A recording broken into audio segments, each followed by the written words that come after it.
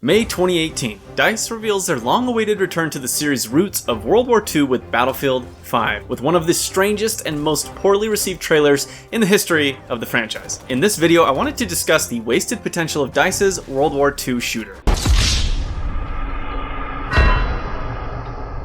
Before 2042, Battlefield 5 was widely considered the worst entry in the series by general audiences, up there next to Hardline and Battlefield Heroes. The reasons are many, but from my perspective, there are three primary contributors to the hatred of this game. First, the reveal. Hype was insanely high for DICE to finally return to World War II, and what we saw initially was so far removed from the established aesthetic of World War II that it was almost unrecognizable. The memes basically created themselves, and from the outset, DICE had to fight an uphill battle to deal with the baffled and angry response they saw with their new game. Goofy characters with strange slapdash uniforms, katanas, and prosthetics was just so weird. The strange tone might have worked for like a Bad Company style game, but for a mainline entry of a series that always, outside of spin-offs like Heroes, maintain an incredibly realistic and grounded look, it was completely disconnected and jarring, especially when coming from Battlefield 1, which, historical inaccuracies aside, took the setting and conflict completely 100% seriously. Second, the response from the teams to the response from players was defensive and insulting in many ways. While I think like pretty much any gaming controversy, it's completely overblown in the online discourse,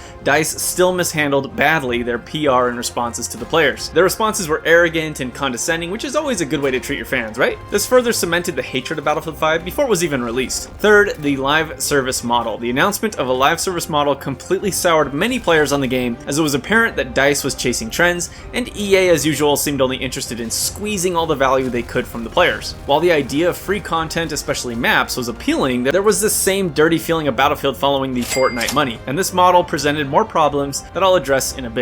Unfortunately for EA DICE, these contributed to a large pushback by players, and the failure of Battlefield 5 both financially and conceptually was established. And other gameplay changes were actually ignored, downplayed, or immediately viewed as a departure from the core of Battlefield. While this was true in a sense, at the same time Battlefield 5 introduced a lot of new and interesting ideas that created a truly engaging FPS. And while I personally hated and still hate the aesthetic and the characters, I love the gameplay that was delivered on release and up until today. It's not perfect, and they made awful decisions along the way, but it remains one of the most detailed and fun shooters I still enjoy jumping into now. There's a reason when anyone talks about Battlefield 5, they mention the gameplay first and foremost as one of the most positive aspects of the game. Movement has never felt better in a Battlefield game, and shooting is incredibly solid. Crouch sprinting, directional proning, and diving, vaulting, and leaning all gave you greater control over your character, and they're just so useful in so many situations. Destruction is actually extremely prevalent and detailed. Vehicle details and gameplay changes made the mixed infantry and vehicle combat one of my favorites in the entire series. Squad play was enhanced with squad revives and squad points contributing to the awesome reinforcements mechanic. Fortifications were an interesting and fun addition that should have been expanded upon, but still presented some really cool moments, such as securing a point and creating a defensive line. Teamwork and squad play were promoted more than any other recent entry,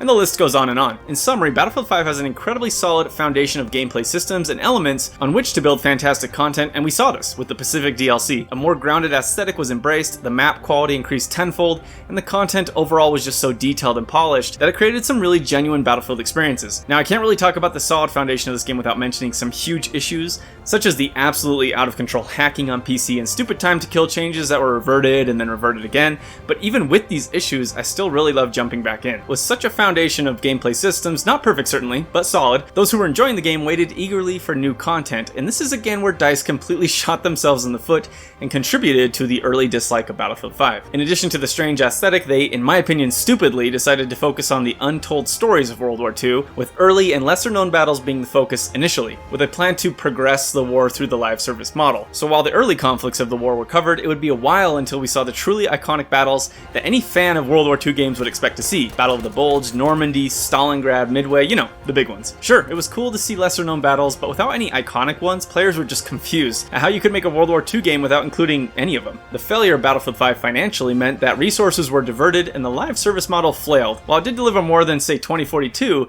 that's about the lowest possible bar you could have. The content of 5 released at a snail's pace as players were used to Battlefield Premium, which despite its issues delivered massive amounts of content and maps relatively quickly. Other massive wastes of time and resources showed the cracks in DICE's leadership that has only really worsened to today, with Firestorm releasing and almost immediately collapsing with no support, the doomed and idiotic 5v5 competitive mode, and more. It was clear to everyone that Battlefield's first foray into a live service model was a complete and abject failure. And unfortunately for us, no lessons were really learned here. For 2042, I just kind of shrug as the live service model fails because the core of the game is what it is. There's fun to be had, but it still just fails to be a Battlefield game in any meaningful way. But for Battlefield 5, it really does make me sad to return and imagine what may have been, especially as I play the Pacific content. It's clear that given the time and resources, the teams at DICE could have used a solid foundation to build a truly wonderful Battlefield game. Imagine a world in which Battlefield 5 received 3 or 4 content drops on par with the Pacific, this time encompassing more of the Western Front up to and including D-Day, expanding into the Africa's campaigns, fully exploring naval combat in the Pacific, and finally fully delivering on the Eastern Front with the intense, brutal battles between Russian and German forces. There was so much meat left on this bone, but DICE just decided to cut support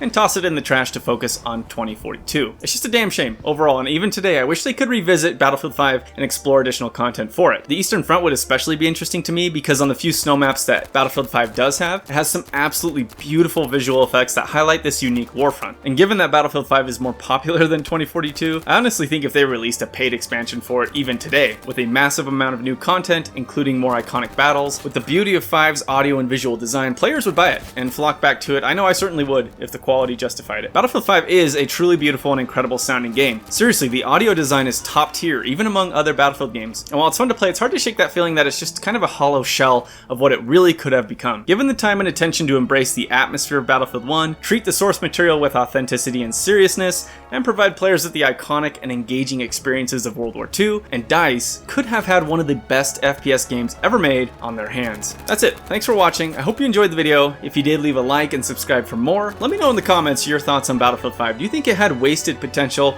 or was DICE right to pull the plug? That's it for me. Until next time.